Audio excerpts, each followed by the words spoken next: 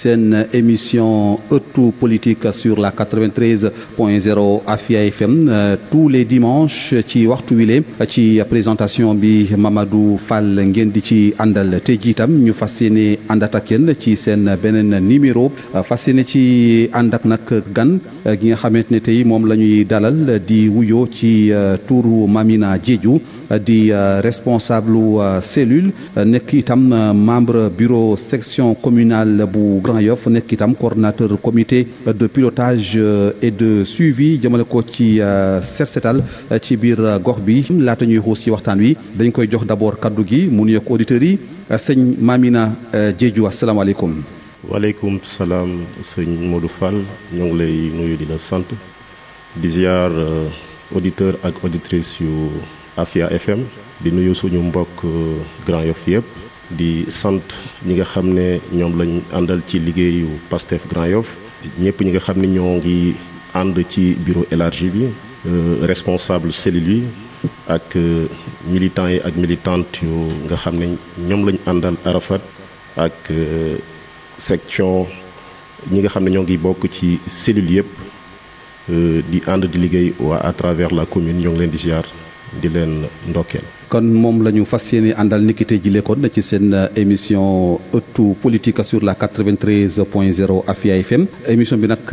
daanaka ni mu tëddee mooy bu ñu fi dalalee ab gan laata ñuy gën a xuus ci waxtaan wi dañ koy bàyyi moom itam mu gën a présenté boppam ci wàllum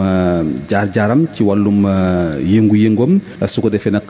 ñi nga xam ne ñooy teewlu ñu gën a xam te kan la ñuy jaakaar lool. waaw maa ngi tudd je pense wax nga ko man may Mamina Diédhiou nekk doomu Grand Yoff di yëngu ci parti bi nga xam ne tey mooy parti Pastef di évoluer en tant que militant ci li nga xam ne moom la ñu sas fii ci parti bi accompagner en tout cas le régime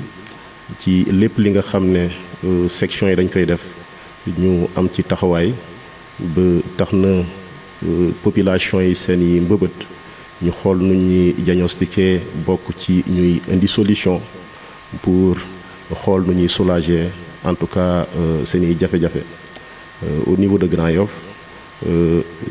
je pense comme ni nga ko waxee ci présentation bi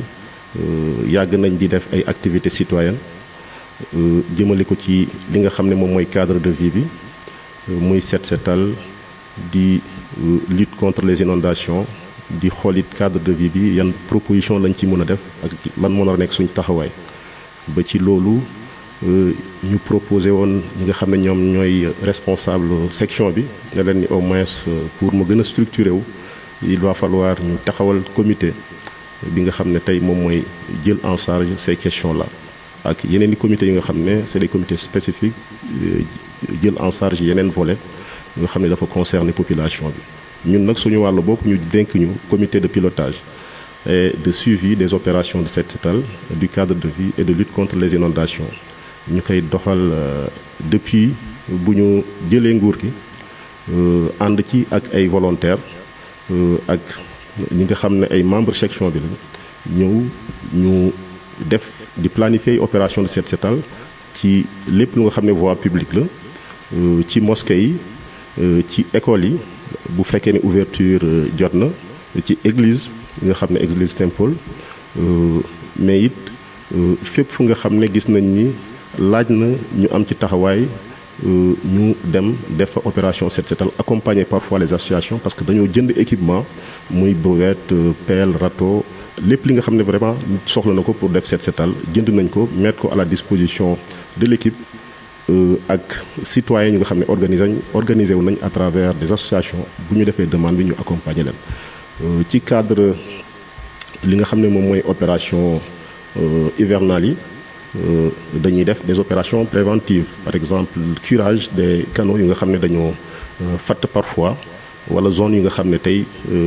bu ñu ko bàyyee nu mu nekk yoon parce que parfois par laxisme wala par manque de suivi des institutions yi nga xam ne moom lañ jox domaine bi parfois mu am ay inondations bu tax na fii par exemple ci Padoua fi nga xam ne foofu la station bi nekk ak pharmacie bi à chaque année dañuy dem def ay opération de curage xoolit li fa manqué gris ñu fexe ba ñu teg fa ay grilles ba tax na boo leen seetloo il y a 2 ans bu tawee daawuloon inondé comme nu mu doon amee bu njëkk donc rawatina bi ñu gisee ni yenn zones yi avec le manque de suivi des opérations de curage wala de prise en charge du réseau gis nañ ni impact bi nga xam ne réseau bi bu débordé parce que day fat ay quartiers yi nga xam ne Arafat Santhiaba ba ay Missirah wala parfois ay Daaru zone yu bëri day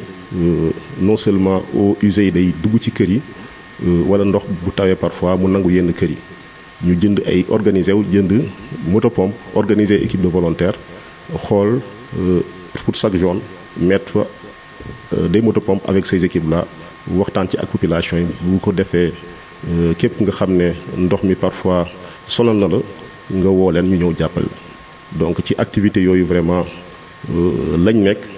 di accompagner en tout cas suñu askan ci li nga xam ne moom la ñu soxla comme ndimbal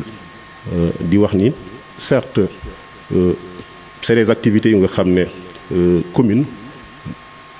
municipalité mënoon na koo jël en charge pour accompagner parce que continuité la bu wax boo gisee ñu ne la gestion de proximité c'est parce que l'État central ne peut pas au moins faire certaines tâches ou certains travaux yu nga xam ne c'est une gestion de proximité donc nous pour faire le relais on a jugé nécessaire également de s'investir dans li nga xam ne moom mooy activité yooyu noonu pour accompagner au moins gouvernement bi. Au niveau donc de la Patte d'Oie wax nga ko léegi c'était un constat foofu dañu fa daan curé mais grilles yi nga xam ne moom la ñu doon teg ci kaw li nga xam ne moom mooy tali bi dafa doon def défaut cette année kii réewen ngeen ko mu toog diir après ñu ñëw gis ne que loolu yëpp dañu koo changé changement bi lan moo ko indi est-ce que dafa am suivi bi ngeen def ci ginnaaw dañu ñëw daal di changé indi fa ay grilles yu bees wala naka la situation bi demee foofu ci Patte d'Oie. waaw effectivement ren bu ñu fay curé d'ailleurs am na ñoo xam ne newoon nañ bàyyi parce que bu ñu fa curé grille amul oto yi duñ am fu ñu jaar man maa taxaw ne leneen génne leen lépp il faut que ñu curé ko ñi nga xam ne nag ñoom lañ sas ñu assurer cette activité là ces travaux là dinañ leen teg pression wax leen ni seen devoir mu ngi leen di xaar fexe leen ngeen indil ñu ay grilles au moins pour que mu bañaat am benn jafe-jafe au niveau de la Patte d'Oie. Ce suivi là on l'a fait au niveau de la LONASE ba tax na comme ni nga ko waxee fexe nañ ba indi fa ay grilles ñu ciy remercier vraiment le ministre en question parce que on a pris soin d'informer son cabinet pour wax ko ni Grand Yoff c'est une zone extrêmement sensible et que ces services nar nañ def lépp pour ñu taxaw ñu dans ces questions là donc ñu ngi ciy remercier en tout cas le directeur de la LONASE ak li nga xam ne ñooy responsable yenn services yi ak seen intervention seen compréhension ci li nga xam ne moom moo nekkoon suñu cri de cœur. ndax jàpp nga ni li ngeen doon en tout cas teg comme objectif ndax atteindre ngeen ko ak bu dee am na li nga xamante ne des na ci côté boobu lan lay doon au niveau de la commune de Grand Yoff. bon li nga xam ne ñun suñu wàllu bopp teg nañ ko ci parce que une fois de plus gestion municipale dafa laaj. ñu jël en question cette dynamique là organisationnelle bi nga xam ne citoyens yi ñoo ngi koy organiser pour accompagner mission commune bi loolu bu amee dañuy xool fi nga xam ne foofu la nit ñi amee manquement li mel ni commune mu xool nu mu ciy taxawee pour accompagner cette dynamique là loolu it manquement la bi nga xam ne sentir nañ ko.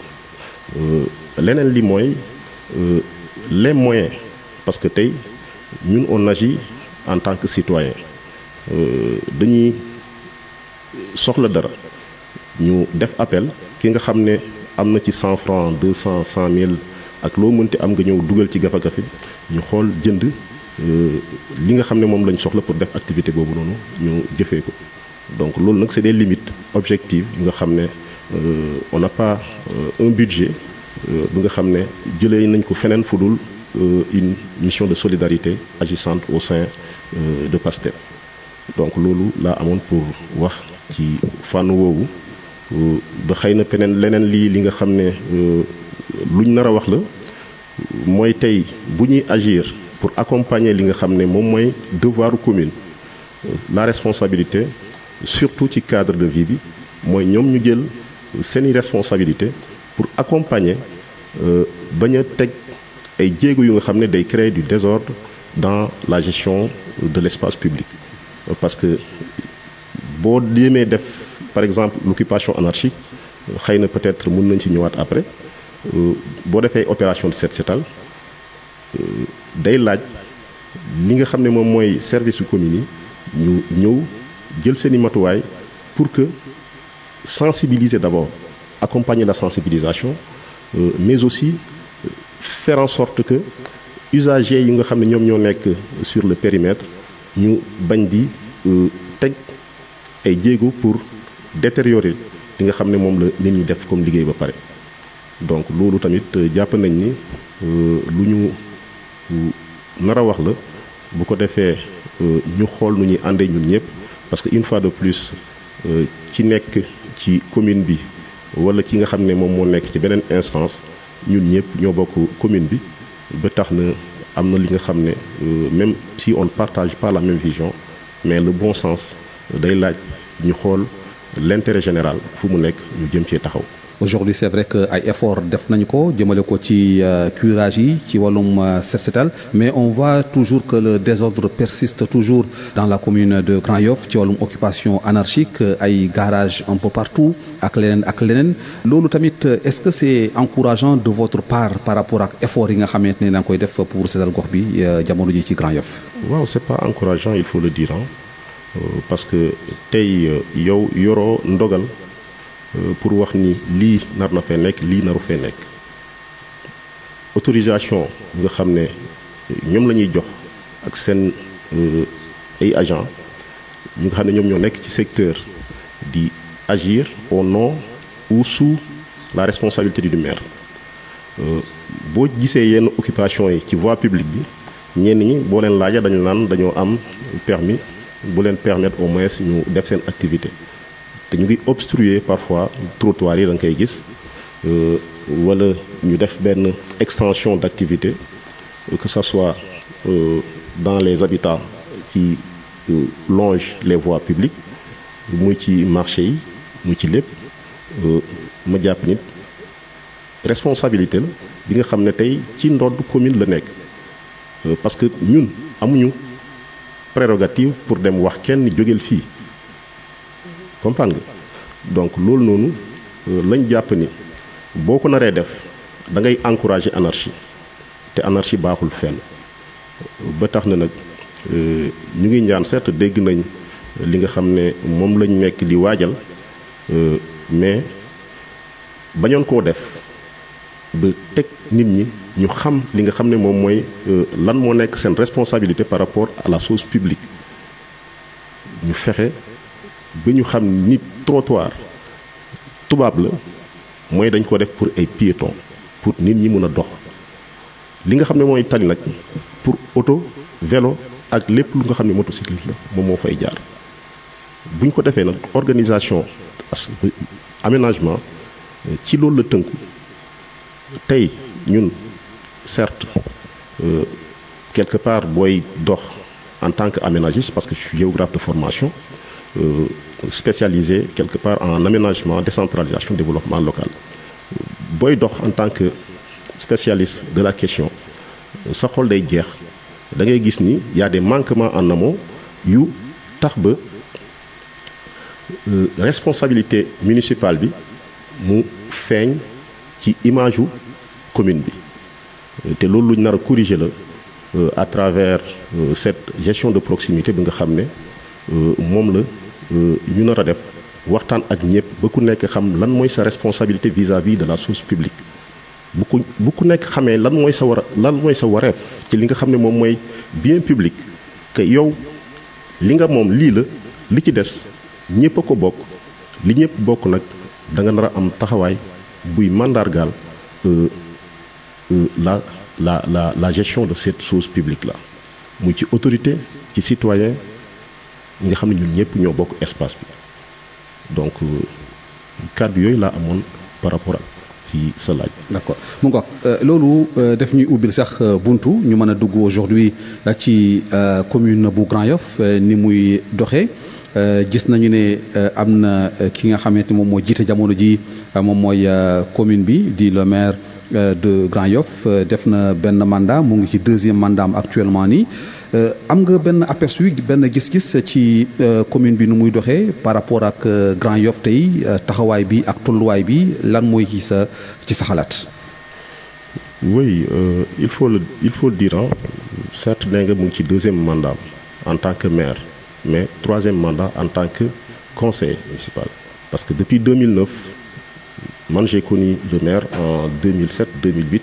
bu ñuy créé avec des amis le collectif des jeunes de Grand Yoff pour la promotion de l'éducation et la citoyenneté ñu doon yëngu ci wàllu sensibilisation et lutte contre les méfaits de la drogue mais également sensibiliser les jeunes dans l'encadrement de leurs jeunes frères et autres donc ci anam yooyu laa xamee woon le maire actuel Madiop di wax ni nag il a fait 3 mandats 2 mandats en tant que maire et 3 en tant que conseil donc tey gis nañ les manquements yu nga xam ne moom lañ observé ci gestion municipale bi manquements yooyu nag dafa bëri fu nga ko mën a natte population boo defee diagnostic nga def ay enquêtes di nga gis ni les populations ne sont pas satisfaites de la gestion de proximité de la municipalité ça c'est un ay malversations yi nga xam ne nit ñi ñoo ngi koy ruumandaat loolu nag ay laaj yi nga xam ne man danaa ko laaj jëmale ci maire bi mu indi ñu ci ay tontu parce que dégg naa ci kàddu yu mu yëkkati fan yi ba dem ba ciy tudd responsabilité état te état régime dañ naan état continuité la mais régime bu bees bu ñëwee toog am na li nga xam ne boo ko jiiñee dara rek ku xamul mun nga ko emporter alors que ute na ak lool ak li nga xam ne moo am ci gestion dafa am li nga xam ne moom mooy patrimoine communal nañ ci lim quelques-uns marché yi ci la bokk stade municipal bi par exemple ñu ngi ci wax li nga xam ne moom mooy projet tribune nga xam ne déggoon ngeen fi coowu 200 millions yooyu noonu ñoom ñu ngi ci wax mais seen responsabilité dañ ko jéem a daw parce que promoteur bu demee ba jot xaalis te defu leen li war ba tax avant muy jot xaalis yépp mu def liggéey bi donc votre devoir votre responsabilité est engagée ça il faut que population Grand Yoff xam loolu noonu. mais ce dossier là je pense que mu ngi ci kanam yoon no wala. waaw mu ngi ci kanam yoon mais ñoom seen responsabilité parce que boo amee contrat ak nit mu nar a exécuter ay travaux mu defal la promesse nga ñëw jox ko avance mu dem ñëwaat ne la jox ma nga jox ko te gisoo mu teg dara li nga xam ne tax na loolu am loolu c'est des manquements leneen li mooy xam nga stade municipal bi buñ koy gestion bi dafa am li nga xam ne moom la charte bi nga xam ne moom la maire di doxee mooy code des collectivités locales dañ ne li nga xam ne day dugg ci biir gafaga commune laata ñu ciy àddu il faut conseil bi taxaw délibéré ci te délibération boobu noonu bëggoon nañ maire bi wax ñu ci ban anam lañ délibéré gestion nga xam ne moom mooy stade municipal bi xamuñu ñaata la percepteur di jot par jour parce que dégg ngeen fan yi ndaw ñi di coow li nga xam ne lu ñu leen di joxee stade bi 80 000 ci location 1 heure journée bi xamuñu ñaata la xamuñu xaalis bi fu muy dugg ak kan moo koy récupérer loolu il faut ñoom ñu leeral ñu ko leneen li mooy li nga xam ne coow ci terrain bi nga xam ne mu ngi nekk ci derrière stade bi bëggoon nañ ñu xam kan moo ko moom loolu bëggoon nañ ñoom ñu leeral ñu question yooyu noonu centre d'hébergement bi nga xam ne moom lañ tabax ci ban anam lañ ko tabaxee est-ce que am na clause contractuelle bu nga xam ne moo permettre ñu tabax ko ak nuñ ko gérer nu mu fa demee loolu tamit population yi bëgg nañ koo xam. leneen it mooy fonctionnement stade bi en question loolu il faut que ñoom ñu leeral ñu ko. je reviens une fois de plus sur cette question là état civil bi dégg nañ mu wax ni état moo ko bloqué maire moo taxaw wax ni espace boobu noonu commune bi moo ko moom benn particulier ñëw taxaw ne dafa am li nga xam ne moom moo fay bàyyi mais il faut que ñu seetantal nit ñi wax leen kooku ci espace boobu noonu ñaata mètre carré la fa moom état civil bi fu ñu ko tabaxoon ñaata mètre carré li nga xam ne moom mooy propriété réelle de la commune parce que il faut faire le distinguo li nga xam ne moom la commune bi effectivement moom ak li nga xam ne particulier nee na moo ko moom ba yoon ñu dem ci yoon di ci àddu laata ñu ciy sori ñu yëg ni ñoom toj nan li nga xam ne je pense en 2022 lañ réceptionnel bâtiment bi nga xam ne moo servi woon d'état civil donc loolu noonu man jàppoon naa ne ci sama xalaatu bopp avant ñu doon toj ba di wax ni dañuy tabax dañ naroon xaar ba ñu évacuer dossier judiciaire boobu noonu bu ko defee ñoom ñu mën a ñëw tabax mais bu ñu defee leneen rek ki nga xam ne moo jàpp ni dañ koo tooñ day dem ci yoon waa DSCOS ñëw arrêté donc waa DSCOS bu ñu ko arrêté du question ne état moo ne arrêté leen c'est parce que dafa am particulier bu nga xam ne moo nekk en contentieux avec le maire donc loolu il faut que ñu leeral ko leneen lit mooy marché Arafat fan yee ci passé personnellement parce que j'habite la zone je suis résident du quartier ñu gis nee nañ dañuy toj yenn cantines yu nga xam ne ils sont en état de délabrement avancé dañ koy toj pour defaraat ko dans les échos yu nga xam ne am nañ ko mooy ñoo occupé woon marché yooyu noonu pour seen activité bañ a arrêté dañuy ñëw defar ay cantines teg ko ci digg tali bu ko defee ñooñu ñu mun faa nekk mais booy def loolu il faut nga concerter wu ak tous les acteurs nous sommes des acteurs parce que nous habitons la zone ça dañ ne commune bépp acte bu nga xam ne da nga ko nar a def ci turu askan il faut nga concerter wu ak ñi nga xam ne ñoom ñooy acteurs nous sommes des acteurs à part entière ba tax na nag personnellement j'avais demandé aux responsables nga xam ne ñoom lañ teg ci conseil de quartier bi ne leen essayer de faire ce suivi là ñu xam ci ban anam lañ tegee lii ci digg tali bu nga xam ne axe principal la pour dugg ci quartier bi li nga xam ne day créer ay conséquences énormes ci cadre de vie bi ci circulation quartier bi bu ñu obstruer sans nous dire ce qu'il en est ça pose problème gars au niveau du marché am nañ ci ay mbokk am nañ ci ay xarit mais dans la gestion de la chose publique quand tu fais un arbitrage li la war mooy nga xool l'intérêt général fan la féetoo ci ñi nga xam ne ñoo ci nekk nar cee gaañu nombre bi lim bi ñaata la ak ñi nga xam ne ñoo nar a am bénéfice ba lim bi ñaata la nga def arbitrage au-delà de ça nous pensons en tant que responsable conseil bi demoon na laaj leen ñu wax leen li nga xam ne ñun mënuñu koon dégg ba tout dernièrement dégg ni préfet génn na benn arrêté pour autoriser ñu continuer seen activité j'ai demandé. ban activité mooy continuer tabax marché bi. continuer bàyyi cantine ci yoon bi ñu toj li nga xam ne moom lañ bëgg a toj pour recaser nee nañ ñi nga xam ne ñoo nekkoon ci marché bi le temps que ñu tabax foofu noonu ba tax na ñun on était voir le préfet wax ko monsieur le préfet gis nañ ni li nga xam ne moom mooy arrêté bu fekkee ne yaa ko génne nous en tant que résidents habitants de la zone nous désapprouvons cet arrêté là c'est vrai que vous êtes autorité et que c'est de votre responsabilité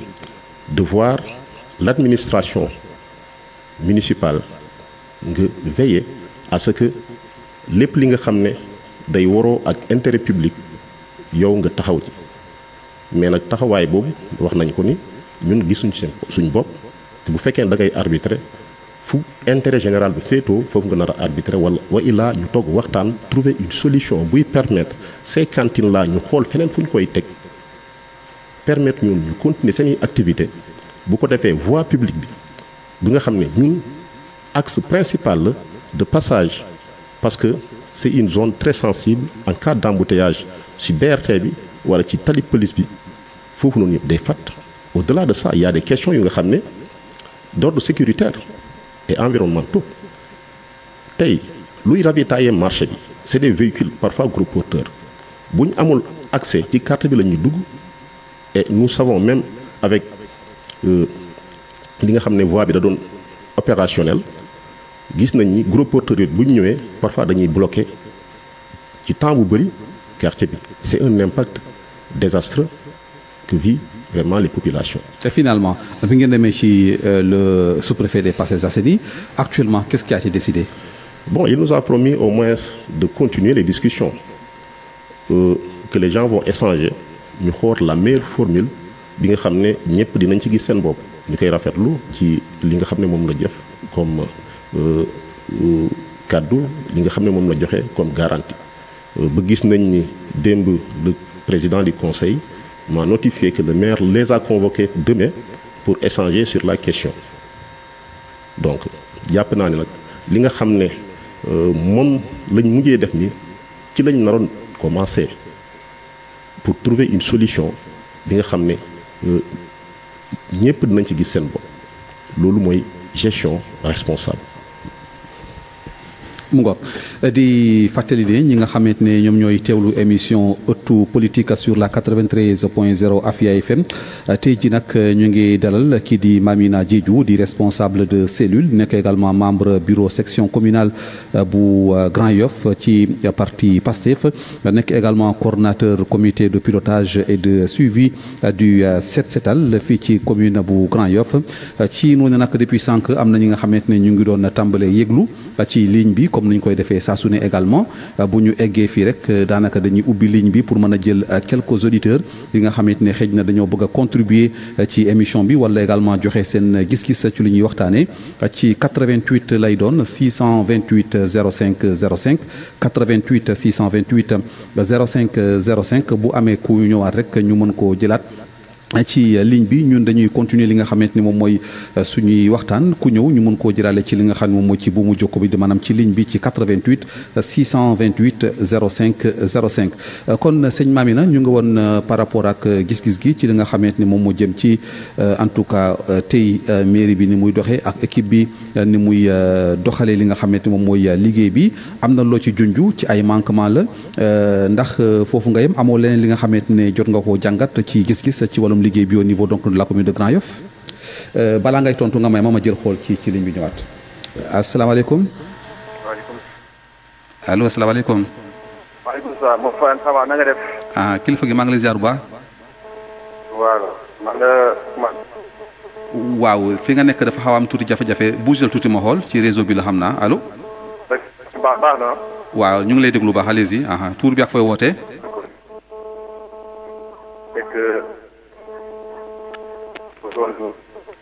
allo. ci émission bi. allo. allo. allo. allo. da ngaa takk écouteur xanaa. ak ma écouteur allo. waaw allez-y ñu ngi lay dégg léegi allez-y baax na. waaw allez-y waay allo. waaw c'est bon léegi baax na allez-y waaw baax na. voilà di saluer aussi courage bi nga invité noonu. émission benn Mamina Diédhiou di ko féliciter di ko encourager parce que je sais que taxawaayam bi taxaw responsable la franchement parler nit koo xamante ne bu mu doonul dara moom day préoccupation askan wi encore rawatina na boppam donc franchement parler di ko encourager. di wax ne que aussi c'est un homme boo xamante ne ñu ngi jégalu nag bu baax a baax sëñ Coly xam naa su fekkente ne mun nga ñëwaat ci kanam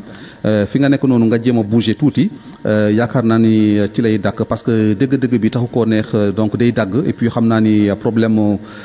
connect kii réseau bi la fi nga nekk na boo munee génn foofu nga déplacé wu tuuti incha allah xam naa ni boo woote waatee du ñàkk mu tane jëmale ko ci wàllum dëgg-dëgg bi ngir mu gën a baax di rappelé waat numéro serveur bi 88 la 628 05 05 88 628 05 05 ki bëgg a indi contribution wala laaj rek fa lay jaar kon sëñ Mamina Diédhiou ñu dellu soit ci yow par rapport ak xëy na peut-être leneen li nga xamante ne jot nga ko cee jàngat jëmale ko ci aujourd'hui ni commune bi doxee ci Grand Yoff. waaw li ma ci bëgg a yokk rek muy suñu mbokku commerçant yi ak entrepreneurs yi nga xam ne dañoo installé seeni entreprise fii ci commune bi di leen wax lenn seen diggante ak commune li nga xam ne loolu lañ ci nar a fay lu koy mandargaal mooy cutis. waa li nga jégalaat ma rek ma xool kii ma ñëw wax ko asalaamaaleykum. allo. asalaamaaleykum. oui Modou Fall man maa dellu si man la Ousmane Coly. voilà léegi baax na allez-y monsieur Coly. voilà j'espère que léegi ça va baax na léegi. waaw léegi baax na trop waaye allez-y waay. voilà ma ne maa ngi encouragé surtout le courage bu mu am benn Mamina parce que sa taxawee rafet na toogul di xaar ba mu am poste commencé di wàcc terrain bi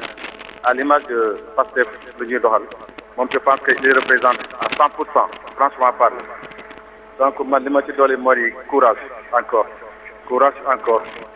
et ñu xam ne que sunu cité bi ñun ñoo ko moom ñun ñoo ko war a defaat sunu bopp donc bu ñu amee kenn koo xamante ne moom au moins am na vision bi au moins mu ngi toog di xalaat naka lay def pour Grand Yoff changer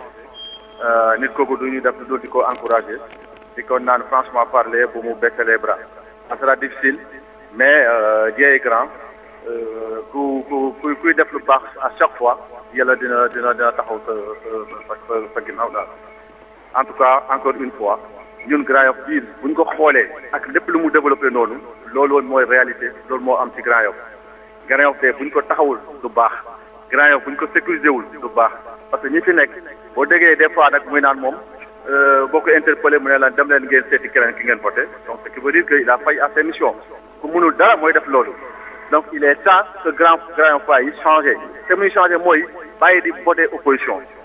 chaque jour boo ko voté opposition toujours tu seras opposant yow da ngay dellu ginnaaw da ngay xool yeneen quartier yi dañoo développé mais Grand Yoff toujours Grand Yoff mu ngi niveau bu mu nekkoon démb moom la nekk ba tey il est temps que Grand Yoff bi xool bu baax naka la ñuy def kan la ñuy élire donc des gens comme Mamina ñu ngi fii te bëgg nañu Grand Yoff bu ñu leen joxee Grand Yoff au moins dañ ko développé man loolu laa bëggoon sànni encore une fois et je vous remercie en tant que journaliste Modou Fall franchement parler ñu ngi content bu baax di la béggee merci beaucoup. ñu koy jaajëfal bu baax a baax moom sëñ bi Coly su ko defee xam naa sëñ Mamina ñu continuer fi ñu newoon rek sànq. waaw maa ngi doon wax ni di jaajëfal kooku wax noonu. Ousmane Coly di wax ni ñi nga xam ne ñoo fi nekk comme ay entreprise acteurs économiques yeeg ñi nga xam ne ñoo fi nekk développement Grand Yoff bu amee dañ ci am taxawaay bu mat sëkk ba tax na pour ñu bañ a am benn jafe-jafe ak services fiscaux yi il faut ñu doon ñuy vigilant commune li nga xam ne mooy procédure pour mu nekk ci possibilité collecter ay impôts ay taxes dafa am lu koy mandargaal ba tax na usagers yi contribuables yi lenn lañ mën a veiller à ce que kenn bañ leen mën a nax ba ëllëg ñu am jafe-jafe ak services fiscaux li leen di jàppale mooy ñu fexe ba bu ñu leen di indil luy permettre ñu jot wala ñu fay seen taxe mooy quittance bi nga xam ne trésor moo ko certifié commerçant yi entrepreneurs yi yépp lay waxal bépp kayit bu ñu leen indil ne leen fay leen taxe fexe leen ba quittance bi mu doon li nga xam ne ci mandargal trésor perception réception moo ciy nekk ba tax na ëllëg bu ñëw di def ay contrôle de routine du ngeen ci am benn jafe-jafe ba ñu leen di teg ay redressement. pourquoi ngay wax loolu dafa am loo njort wala loo constaté ci situation yooyu wala. bon effectivement parce que dañoo recevoir ay interpellations yu bëri par rapport ak li nga xam ne moom mooy gestion wala collecte taxe municipale yi donc loolu dañuy artu di jàppale suñuy mbokk ñu nga xam ne ñu ngi investir seen xaalis pour non seulement créer emploi mais di contribuer ci économie commune bi donc junju doy na borom xel foofu laa yem ci question boobu. léegi bu ñu ñëwee sur le plan par exemple des infrastructures au niveau de Grand Yoff foofu ndax am na loo fa constaté ci wàllum changement par rapport ak commune bi ni muy doxee am déet.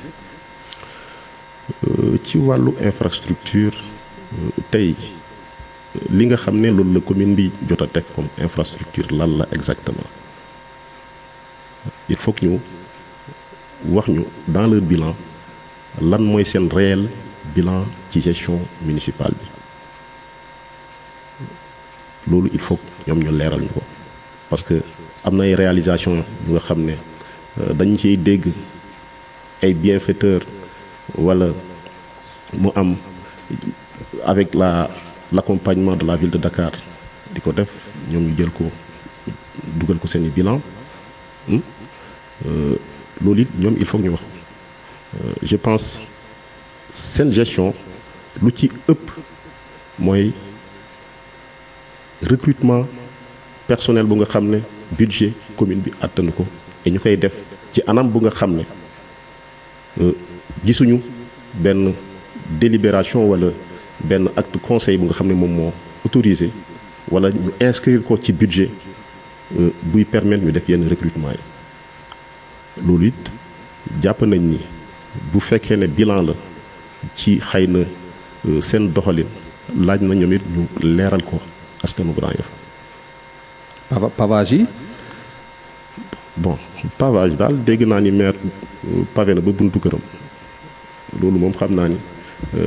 waa Arafat xaw ma ñoo ngi koy rafetlu wala déet mais loolu gis naa ko ci bilan bi la bokk waaw. ñu ñëw léegi ci par exemple au niveau communal tey parti Pastef ni muy doxee je ne sais pas xëy na peut-être ndax yow mën nga ci indi ay leeral wala indi ci ay gindi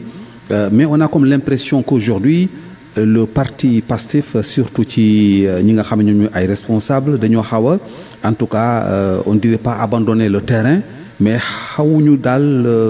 fës comme ni ñu war a mën a fësee ci terrain bi jamono ji tembe ndax loolu moo am ak tamit lan moo ci sa gis-gis ci loolu ak lan moo ci sa jàngat. bon en réalité xëy na ñenn ñi mën nañ am lecture boobu noonu mais au niveau de Pastef ñun ñuy fonctionner c'est en équipe de façon collégiale ba ci opposition bi ba léegi xëy na mënoon nañu wax ñu gën a fës ñun on avait décidé de nous organiser pour tenir li nga xam ne moom mooy dynamique équipe bi donc ci wàllu responsabilité nag yàlla fexe na ba ñi nga xam ne tey am na ñenn ñi ay député lañ ñenn ñi nommé lañ leen ay postes de responsabilité mais tout compte fait nous gardons la même dignité de responsable et que lépp lu ñuy def tey ñun ñoo nekk ci terrain bi ñoom xëy na seen responsabilité permettre leen ñuy nekk fii ci terrain bi ñun joxuñu benn poste de responsabilité ñu gëm ni parti bi dafa nar a animé wu ñu assurer animation boobu doon donc à ce niveau ñu ngi déggante ñu ngi waxtaan ci nu ñuy gën a doolalante pour continuer également ce travail parce que une fois de plus équipe la ñeneen ñi bu ñu leen joxee yeneen responsabilité ñu nekk ci terrain bi ñoom dañuy continuer wéyal liggéey bi jëfee ko ba parti bi au moins mu dund te ci loolu lañ nekk waaw. mu ngoog beneen bi aussi mooy par rapport ak élection locale yu weesu gisoon nañu fii que ni maanaam Pastef mujjutoon a am un candidat finalement da ngeen mujjoon a jàppale ki nga xamante ni moom mooy l'actuel maire Pape Madiop Diop est-ce que ci élection yu ñuy dégmal fu mu toll nii Pastef am na yéene peut-être bi yoon am candidat boppam bi nga xamante ne du bokk xëej na peut-être ak ni ngeen doxale woon ci ginnaaw. waaw loolu xëy na lu jàll la xëy na bu démb doon teyit mun na am ñu doxalee ni mel ñun nu ñuy doxee c'est sur la base de principe moo ñu tënk ci biir Pastef principe yooyu nag mooy égalité de traitement, de dignité. Amul responsable de première ou de seconde zone. Le grade le plus élevé, c'est le grade de militant. Le président Sonko da koy wax tout le temps que ñi ma gën a considéré ci parti bi mooy militant yi. Donc ñun suñu jaar-jaar xëy na permettre nañu ñu am taxawaay bu ñuy permettre ñu mën a am yenn toogaay mais ce qu'il faut retenir au niveau du parti à Grand Yoff, Pastef aura son candidat inch'Allah rabi gaa am na benn dynamique bi nga xam ne depuis 1 an mu ngi ciy taxaw di ñu accompagner di jàpp ni mun nañ nekk candidat bi ñu ngi ciy waxtaan ak responsable yëpp ñu ngi ciy waxtaan ba incha allah buñ ci tolloo de façon démocratique dinañ certes dëggal suñu candidature wala candidature keneen. kon am nga ambition bi déjà. ambition mooy dundal nit ambition l'ambition est humaine d'abord l'ambition de servir pas une ambition personnelle parce que ñun lu ñu gën a dëgëral suñu taxawaay ci parti bi mooy dañoo gëm ni dañoo am devoir dañoo am responsabilité pour que Sénégal baax devoir boobu nu ngi koy matérialiser mooy fu nga nekk d'abord fexe ba lii sa warugar sa digganteeg sa réew sa digganteeg sa koñ sa commune nga xool nooy defee ba contribuer avec l'équipe qu'il faut da ngeen di tegee l'édifice de premier niveau pour que ñëpp ñëw say jàpp ngeen tabax dëkk bi donc devoir boobu noonu moo ñu topp depuis bu ñuy nekk ndaw au collège d'abord depuis le collège moo ñu topp ñu ñuy encadrer di dugal suñu bopp que Sénégal bu naree baax ci yan lañ ko yaakaare seen lépp teg leen ko ci luy defar mais pas luy yàq donc ba tax ni mësuñu jëf leneen bu ñu xamee suñu bopp ba léegi lu dul xool nu ñuy àndee ak ñu mën a àndal pour defar bu ñu egsee fii tamit loolu moo ñu tënk te loolu moo waraloon Ousmane Sonko bu mu wooyee Sénégalais yi boobu ba léegi ñu gëm ni ñun poste taxu ñoo jóg mooy liggéey pour dynamique projet bi fexe ba nu ñuy àndee matérialiser ko pour que Sénégal yëpp gis ci seen bopp donc patriotisme boobu nag moo taxoon démb ñu gëm ni buñ doon dee ngir projet bi egsi au pouvoir jaral nañu ko gaa sant nañ yàlla buñ egsee fii suñuy moroom suñuy ay rakk ñàkk nañ seen bakkan ñu ci bëri ñàkk nañ seen liggéey ñenn ñi seen cër lañ ci ñàkk ñenn ñi seen sëy tas nañ ci ñàkk nañ ci lu bëree bëri ba tax na ambition personnelle mësuñu yëkkati lu ñu mës a yëkkati ci réew mi mooy fexe ba nu ñuy ànde ci ànd bu sell ànd bu dëggu xool jafe-jafe réew mi nu ngi ciy waxtaanee ba sénégalais yi mën a continuer accompagner ba tabax réew mi te ci lañ dëkk d'accord mu ngoog am na keneen ku yëgluwaat sànq bu dellu suwaatee rek ci 88 628 05 05 88 628 05 05 ñu mun koo jëlaale ci ligne bi membre bureau section communale bu Grand Yoff nga jamono ji xëy na peut-être gis nañu ne wax ji bëri na ci ay fànn yu bëri ci parti bi ni muy doxee ci wàllum animation bi am sax yenn ci ay militants yi nga xamante ne souvent ci ay réseaux sociaux la ñuy dem di koy wax jëmale ko ci xëy na peut-être jàpp ne xëy na am na ñi nga xamante ne dañoo xaw a baisser les bras un tout petit peu bureau bi au niveau donc de la commune de Grand Yoff seen section communale bi yéen a ngi daje ak dynamique bi fan la toll. waaw ñu ngi daje ci circonstance bon c'est vrai que gëj nañ daje fan yi mais dañuy waxtaan ci li nga xam ne moom mooy suñu plateforme virtuelle WhatsApp lu ci bëri bu amee jafe-jafe ci la ñuy waxtaanee xool yan orientation la ñuy jël ensemble pour une solution vraiment structurelle ou une solution qui peut être vue de façon dynamique avec l'ensemble vraiment des patriotes loolu moom au moins xëy na gëj nañ am assemblée générale militants yi dañ koy demander parce que pour avoir la bonne information parfois day manquer mais c'est lié ak li nga xam ne mooy contexte ak situation yenn responsabilités yu nga xam ne suñu ñenn ñi am nañ ko ba tax na day jafe pour ñu mën a doxalal yenn mais tout compte fait bu amee jafe-jafe dañuy jël suñuy responsabilité parfois de façon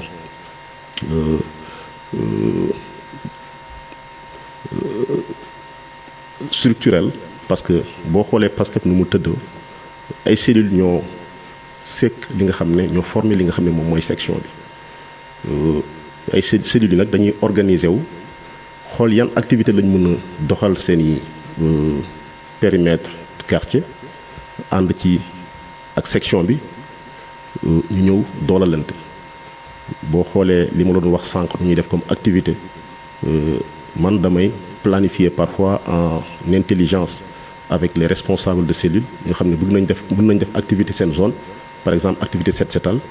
ñu retenir date xool nu ñuy mobiliser ñëpp ñëw def fa activité c'est en intelligence vraiment qu'on travaille donc et les cellules initient des activités yu nga xam ne dañ koy doxal ñun à Arafat par exemple les cellules de Arafat bon organisé wu nañ autour de ma personne pour ñu doxal yéen nii donc le 19 prochain sax am nañ benn activité de don de fourniture muy une journée de solidarité bu nga xam ne dañ jàpp ni il le faut parce que nous sommes dans une zone où la situation socio-économique est un peu délétère pour certaines familles. Le 19 octobre. Le 19 octobre bi. ñu gis ni dañ nar a organiser wu lancer appel pour que képp nga xam ne bonne volonté nga patriote nga ñëw dugal ci sa loxo ñu ànd ciblé wala recevoir ñi nga xam ne tey dañuy am jafe-jafe pour inscrire seen i doom en termes de fourniture parce que suñ doole fu mu yem foofu loolu lañ koy doxale ñu ñëw baaxee leen fourniture yooyu noonu donc il y a un comité qui a été mis en place je pense boucler nañ li nga xam ne moom mooy liste bi pour jàppale yenn famille yu nga xam ne dañ leen catalogué comme des familles vraiment démunies donc loolu au moins. loolu fan ngeen koy defee par exemple ci école ngeen koy defee wala ci benn place publique ngeen koy defee. oui ñoo ngi ko nar a defee fii ci rond-point mairie bi ci rond-point bon stade ba mu la ñuy wax mais rond-point bon c'est en face de la mairie ñoo ngi koy defee foofu noonu à partir de 15 heures di ci woo en tout cas ñëpp ñu nga xam ne ay kii lañ ay responsable lañ ay militants lañ ay sympathisants lañ. ñëpp ñëw ñu ànd bokk liggéey bi di ci wax nag tey il faut que ñu remercier ci li nga xam ne moom mooy ministère de la famille et la solidarité taxaw nañ ci taxawaay bu nga xam ne moom lañ doon xaaree. daf leen accompagner. effectivement di leen ci wax ni seen mission ñu ngi koy motal ci accompagner vraiment néew di doole yi te ci loolu lañ jàpp ni lañ nar a continuer pour recenser les difficultés de la commune xool yan structure ñoo ci nar a jàpp ñu ànd ci ak ñoom ñu jàppale Grand Yoff. Au-delà de ça aussi gis nañu ne chaque année da ngeen doon dem ci école yi di jéem a kon en tout cas seetal école yi parfois sax am na ci ay zones yi nga xamante ne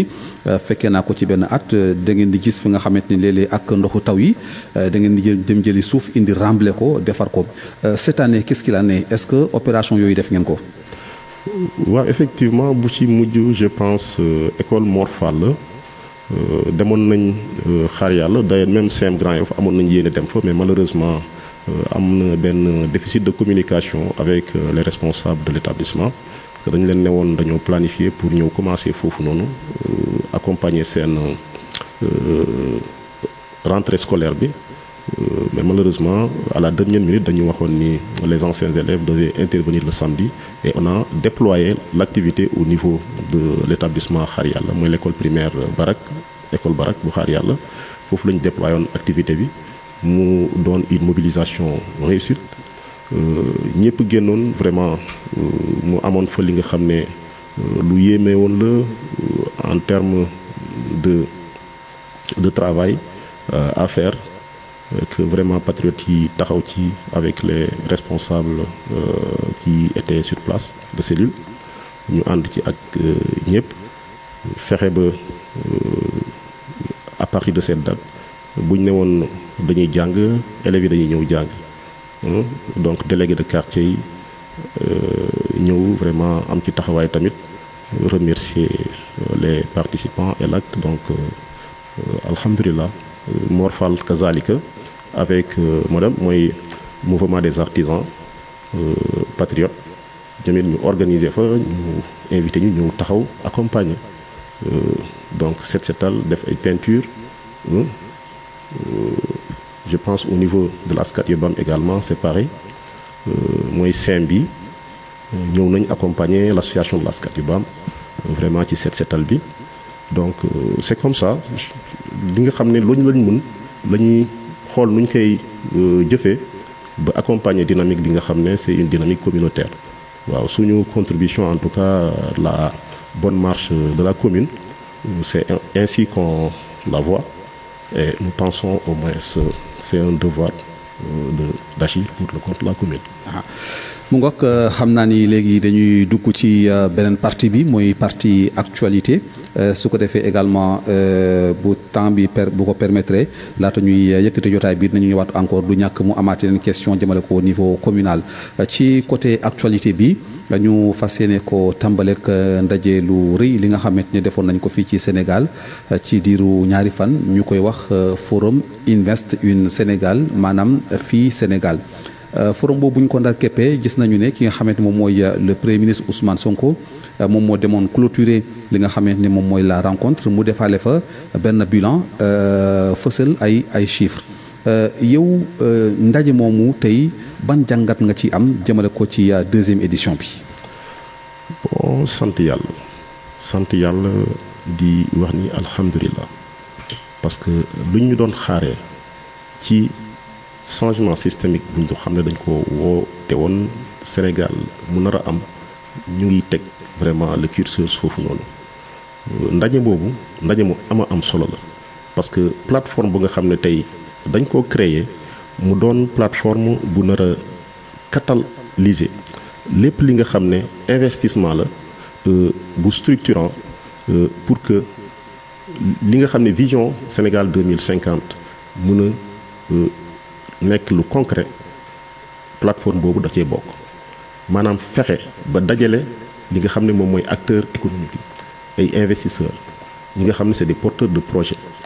ñëw daje xool ci ban anam la ñuy dugalee seen xaalis parce que dinañ créer à travers l'APIX ñu wone yan mooy opportunité yi nga xam ne Sénégal am na ko mu mettre ko à la disposition vraiment des acteurs économiques des investisseurs yu nga xam ne bu ñuy dugal seen xaalis dañ koy bëgg dugal fi nga xam ne tey conditions d'investissement yi daj na fa maanaam mu doon d'abord un pays stable stabilité am nañ ko Sénégal mu doon dëkk bu nga xam ne justice am na fa gis ngeen ni justice am na ci dëkk bi mu doon dëkk bu nga xam ne environnement économique bi vraiment assainir nañ ko ba mi nga xam ne li nga xam ne tey moom mooy permettre nit ñëw investir te du ci ñàkk xaalisam mu def ko ci ñu fexe it nu ñuy duggalee ci réforme yi lii di code des impôts fexe ba mu doon un code attrayant code des douanes code de l'environnement des affaires code nu mu tuddee minier le code foncier loolu yëpp ñu xool nu ñu koy réaménager ba teg ci ay réformes yuy permettre acteurs économiques yi ak état bi mën a daje ku nekk gis ci sa bopp. donc forum bi daanaka loolu la jëmmal ba tax boo ngeen gisee objectif u 10 milliards lañu amoon mais tey dem na ba 13 211 milliards d'investissement yu nga xam ne tey am nañ ko comme accord 51 projets yi nga xam ne tey xaatim nañ ko pour li nga xam ne moom mooy dugg ci structure économique ñu mun ko am donc jàpp nañ ni nag bu fekkee ne loolu dafa am forum bi dafa am lu toll ci 11 772 participants am te ñu jóge ci plus de 70 pays ñu nga xam ne bokkuñu bu amee rek maanaam tey Sénégal wane na ne dëkk bu attractif la joxe na li nga xam ne moom lañ doon xaar ci gouvernement bi fexe na nag ba ñenn ñi tiit nañ parce que boo leen xoolee FMI tiit na FMI à travers benn note de son agence parce que FMI bu leen fàtte ni tubaab yi dañu lal ay pexe pour continuer di ñu noot gis ngeen ni l'agence Moody's génne na benn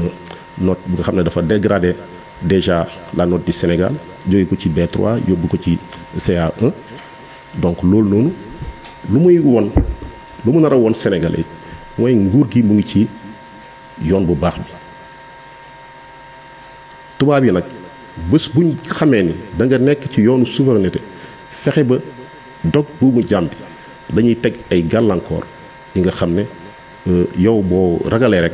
da nga naan bàyyi ma wàññeeku parce que lu ñu def noonu dañ ne ñoom dañ bëgg a décourager loolu parce que loolu la dañ bëgg moyen de chantage teg moyen de chantage pour que nguur gi dellu gannaaw donc te loolu nag ku xam suñu tàndeem bi xam nañ ni comme le président Diomaye nu mu ko waxee nee na moom il ne sait pas chanter et personne ne peut le faire chanter donc ñun jàpp nañ ni FMI gaa day accompagner état yi dans le financement des investissements structurants mais loolu taxul ñun ñu jàpp ni chantage boobu noonu dina jàll dañuy compter d'abord sur suñu économie basée ko sur une économie endogène fexe ba suñuy ressources endogènes ñu extraire ko transformer ko industrialiser ko fii ba pare xool nuñ koy exporter te financement yooyu nag ñu ngi koy compter ci forum yi ni mel jàpp nañ ni bailleurs yi wala yenn partenaires yi nga xam ne tey ay Chine la wala Turquie Russie Arabie Saoudite les pays du Golfe ñoom ñëpp gis nañ seen bopp ñu ngi agir pour xool nu ñuy accompagner vraiment dynamique économique bi nga xam ne tey gis nañ ko fii ci Sénégal. forum bi mooy forum Invest in Sénégal fii Sénégal bi mu jeexee de discours bi nga xamante ne le premier ministre Ousmane Sonko def na ko ñu bëri jàppoon nañu ne c'est un discours bi nga xamante ne dafay nourrir li nga xamante ne moom moo jëm ci ay yaakaar ci ëllëgu Sénégal ni Sénégal war a mën a suqalikoo ni Sénégal war a mën a développer et El Malick Ndiaye démb gis nañu benn phrase bu gàtt bi nga xamante ne wax na ko mais bu am solo mu ne gisante nag Elimane Diori Ousmane Sonko kooku daal di koy xamal ne fu mu toll nii léegi am na certitude que ni ce pays va changer yow loolu ndax am nga ci benn explication ci lan moo waral nga jàpp ne xëej na Elimane Diori ñi wax lu mel noonu jëmale ko ci réew mi fu mu toll ni jamono ji tembe ci moment bi nga xam ne ñu bëri ñu ngi wax ni réew mi métti na. waaw luy metti ci njëlbeen rek mooy lu baax sama maam daf ma doon wax ni boo duggee ci dara mu metti jàppal ni yaa ngi ci yoon bu baax bi te Sénégal foofu la toll ñun ñëpp xamoon nañ ni Sénégal dina metti dañuy takk suñu ndigg takk suñuy biir xool nu ñuy fexee ba koom-koom gi ñun ñu teel ko suñu bopp te foofu lañ toll tey metti na si ñun ñëpp loolu xam nañ ko et que Elimane Diori bu ko waxee loolu dafay rejoindre li nga xam ne ñenn ñu luñ doon wax muy FMI bés bu la taggee rek jàppal ni nekkoo ci yoon bu baax bi mais bés bu taxawee ni kii caricature nen la wala teg la ci ñi nga xam ne nekkuñ ci yoon bu baax rek jàppal ni c'est le contraire et aujourd'hui à travers li nga xam ne moom lañ génne tout dernièrement li nga xam ne tegul ci benn expertise wala benn science bu exact gis nañu loolu taxul fenn parce que lépp li nga xam ne luy permettre ñu ne lii environnement économique attrayant la mu ngi tey fii ci Sénégal donc ñu leen ci encouragé nag bu baax a baax muy président son excellence Bassirou Diomaye Diakhar Faye di suñu xarit di le président du parti premier ministre monsieur Ousmane Sonko di suñu wëllëre di nga xam tamit gëm-gëm ci gëm-gëm rek lay dox te loolu moo taxoon ñu naw ko ñu continuer ba tey gëm ni fépp fu mu teg tànkam bu ci naree dee ñoo ko ci jiitu te loolu lañ jàpp ni tey Sénégal fu mu toll il faut que ñëpp serewaat la ceinture parce que ñun xamoon nañ ni dana metti 2018 le président Ousmane Sonko dans sa tournée à l'Hexagone la ko waxoon wax ñu ne képp ku wutu Macky Sall soit di nga suux ak système bi wala dina metti lool te ñun ñëpp xam nañ ni tey loolu moo fi am Thierno Alassane Sall ñi nga xam ne tey opposant la démb waxoon na lii ni mel donc ñu ciy bëri ñu nga xam ne tey c'est des gens conséquents nekkuñ ci benn démarche démagogique waxoon nañ ko démb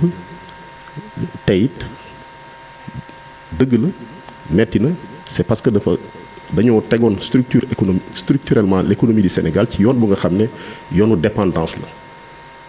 ku nar a génn ci yoonu dépendance nag am na ñi nga xam ne ñoom ñoo ci am ay intérêt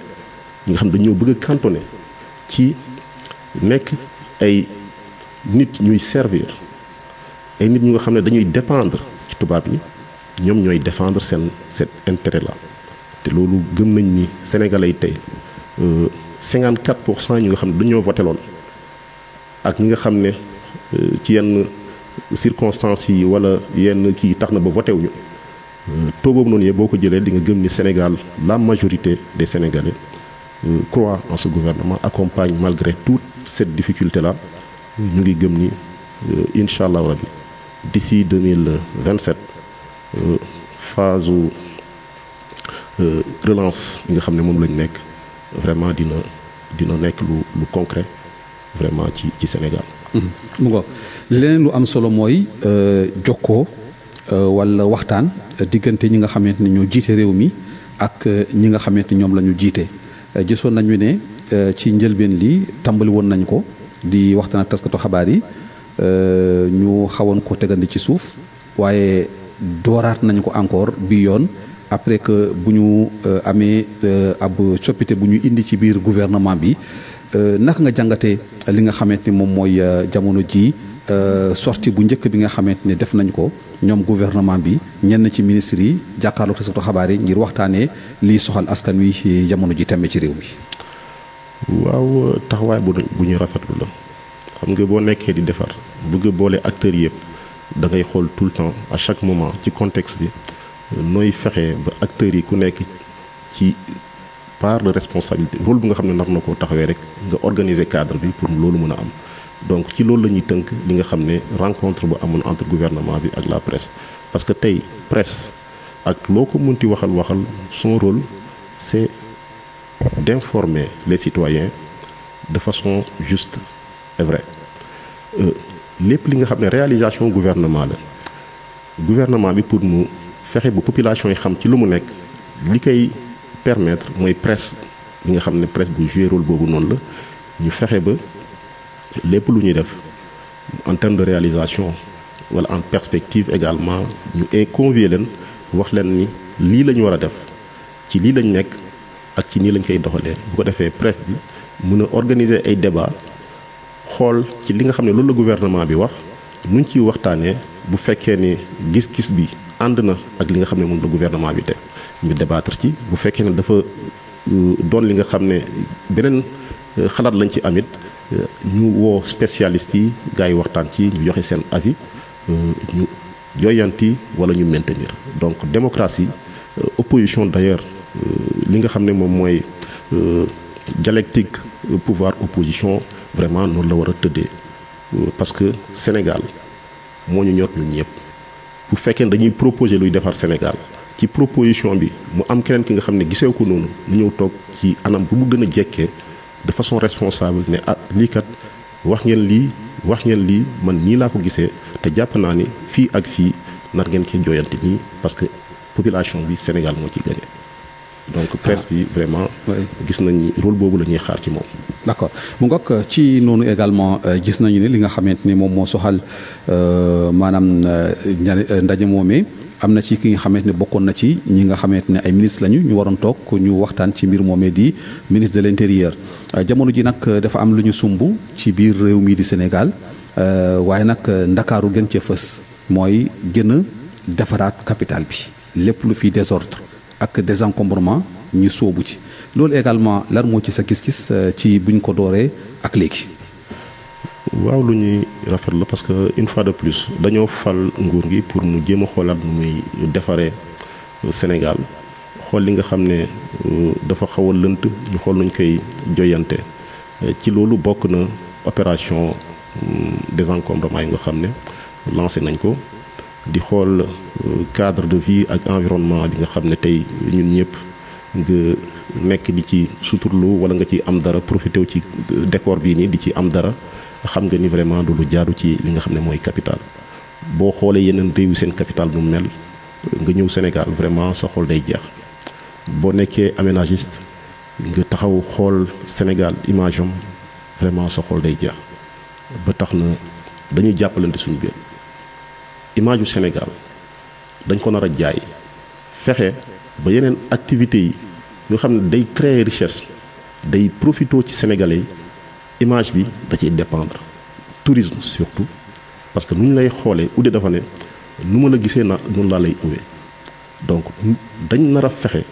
ba image yu Sénégal mu doon image buy correspondre ak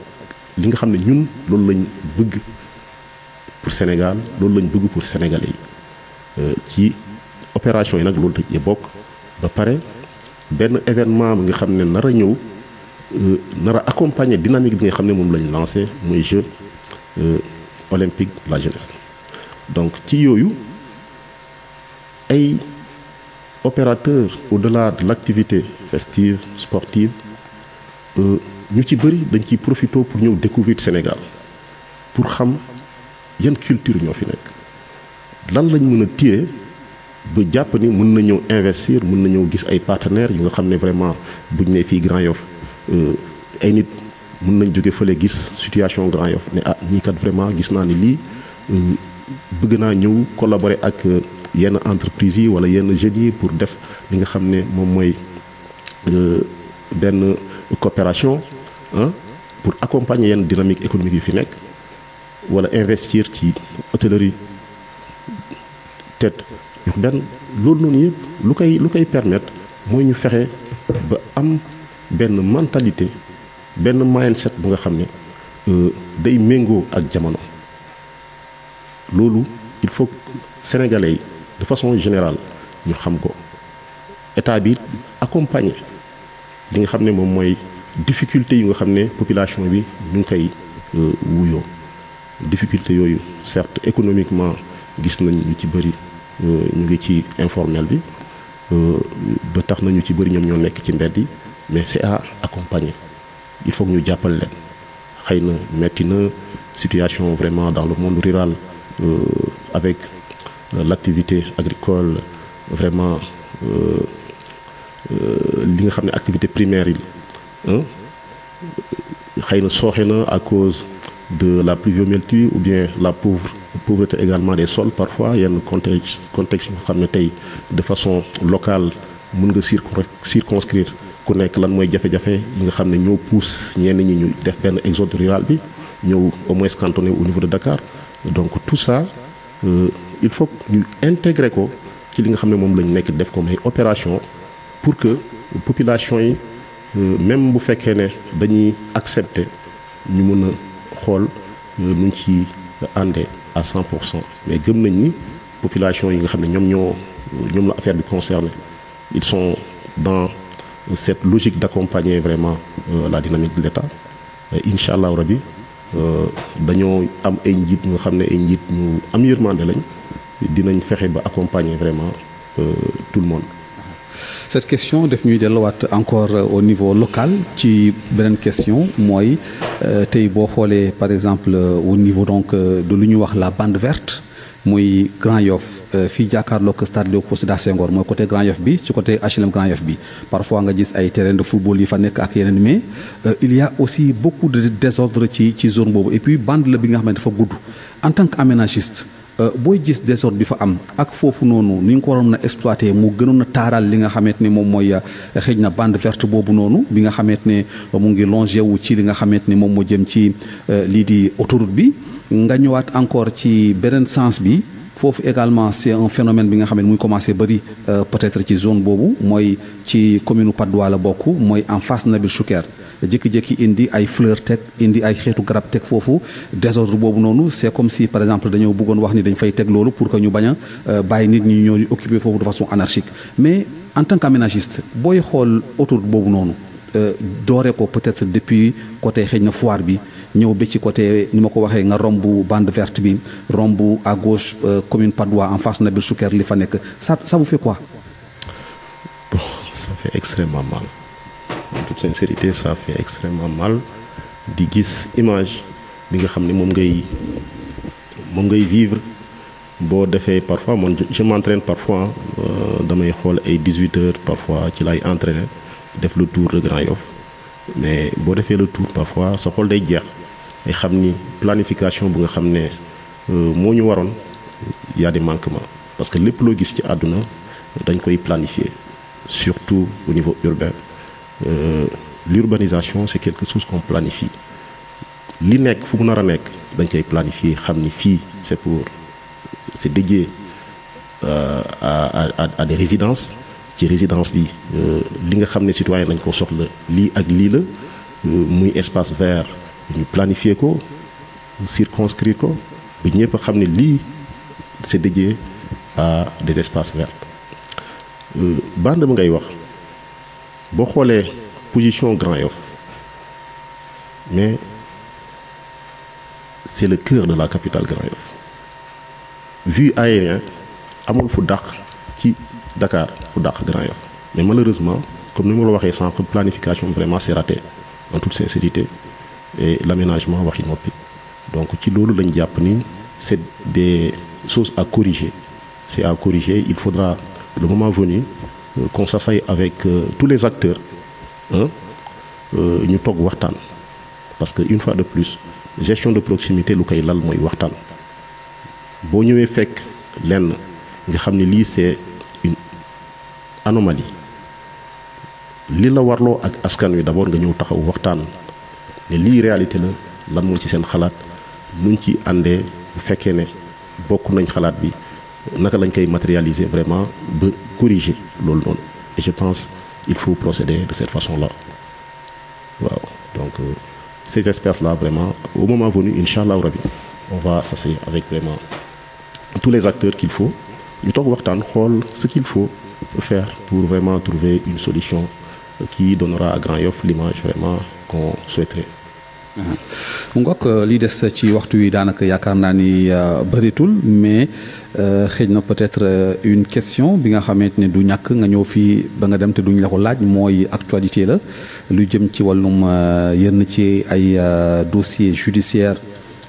yi nga xamante ne dañ leen di yëkkati fan yi mu am ci ñi nga xamante ne ñu ngi leen di ci topp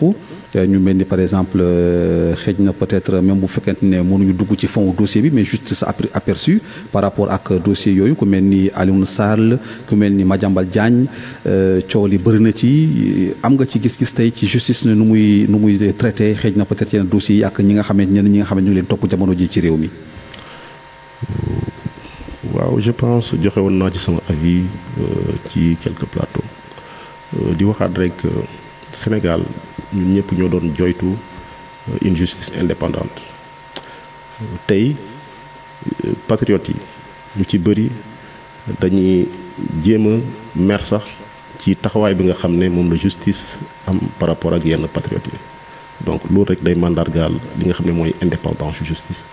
ba tax na yenn dossiers yi nga xam ne ñun dañ ko fee fekk mu jóge ci ay corps de contrôle mu jóge ci li nga xam ne parfois la plupart ñuy wax scientifique ay rapport scientifique donc loolu rapport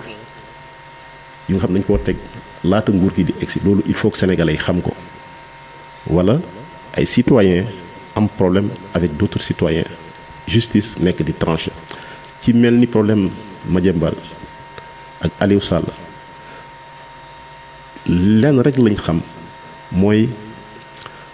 que justice fexe ba alal bu ñuy wax Sénégal moom ko nañ fexe ba sàmmal ñu ko ba delloo si kuñu ko soxla sénégalais yi soxla nañ ko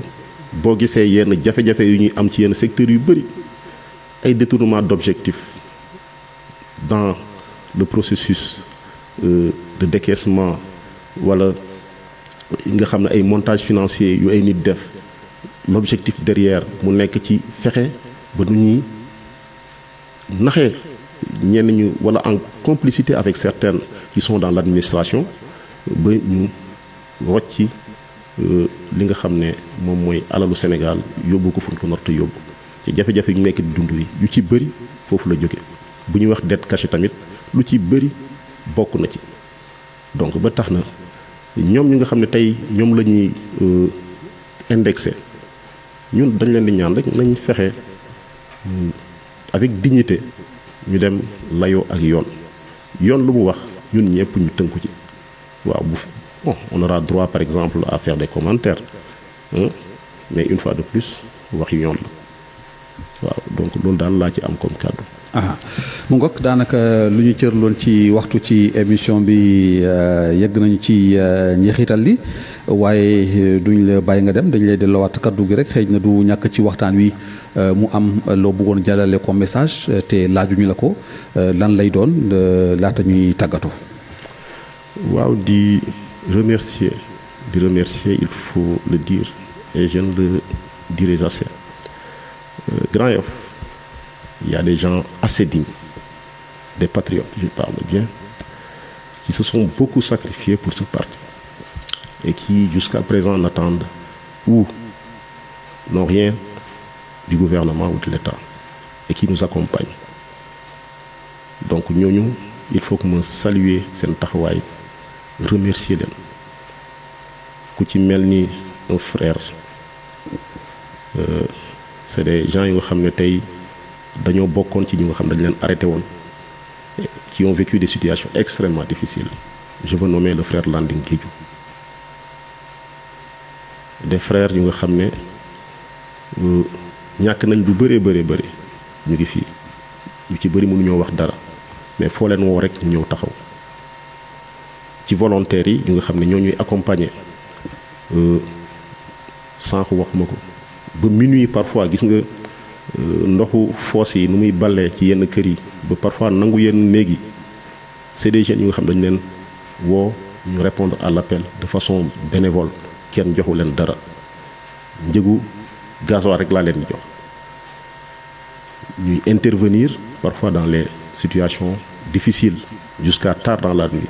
ba 1 heure parfois du matin dañuy intervenir buñ ma wooyee vraiment ma leen di remercier bu baax a baax a baax te lépp lu ñuy def ñu ngi koy def ci bëgg askan Grand Yoff am jàmm, bëgg vraiment Grand Yoff nekk ci commune bu nga xam ne ci commune yu nga xam ne commune yu gën ci commune yi la. Donc ci loolu daal laay remercier tous les responsables de cellules ñu nga xam ne tamit seen taxawaay tabaarkalla macha allah mot la taxawaay bu mot la ñi nga xam ne tamit amuñu benn responsabilité ci bureau bi mais ñu ngi autour di nekk des gens dynamiques engagés à travers les cellules te ñu xam leen à chaque fois ils sont sur le terrain di assurer l'organisation de nos activités ñoom ñëpp ñu ngi leen di remercier les alliés yi nga xam ne àndoon nañ ak ñoom ñëpp ñu ngi leen di remercier seen taxawaay di ñaax waa Grand Yoff ñu gën a am yaqin ni Sénégal bu naree changer il faut que ñu ànd ci ànd bu nga xam ne bu lalu ci principe la pour accompagner initiative nga xam ne gouvernement bi da koy teg mu doon ay initiative yu nga xam ne yuy njëriñ askanu Sénégal la entente bi nga xam ne moom fii am fii Grand Yoff ñu ngi ñaan vraiment mu gën a wéy yàlla defal ñu jàmm fii ci Grand Yoff barkeel fi ba lépp lu ñu fi yëkkati mu doon njëriñ ci Sénégal ci Grand Yoff di baalu àq ci bu fekkee ne kàddu yu ñu fi yëkkati am na ñagas wala bu amee ñi nga xam ne peut-être rafetlu ñu ko ñu ngi jéggalu di wax ni lépp luñ doon mbëbët mooy fexe ba xëy na suñu kàddu njëriñ donc ci kàddu yooyu laay joxe vraiment dig daje ba beneen yoon wasalaam. mu ngoog jërëjëf ñu koy jaajëfal bu baax a baax mbokk yi mu newoon ki nga xamante ne moom mooy Mamina Diédhiou moom nag responsable cellule la ci parti bi ñuy wax PASTEF nekk également membre bureau section communale bu Grand Yoff nekk itam coordonnateur comité de pilotage et de suivi jëmale ko ci setal yi moom la ñu àndaloon nag ci li nga xamante ni moom moo ñeel wàllum lii di émission bi tey jii kon ci seen émission Ëttu Politique sur la 93.0 Afia FM di jaajëfalaale également ki nga xamante moom mooy Isiaka ci wàllum coordination bi ci présentation bi ngeen àndoon ci ak Mamadou Fall mbokk yi dig daje incha allah ñu jox leen dig daje bu soobee suñu borom ci dimanche bu ñuy dëgmal beneen numéro beneen invité sur la 93.0 Afia FM jàmm ak jàmm.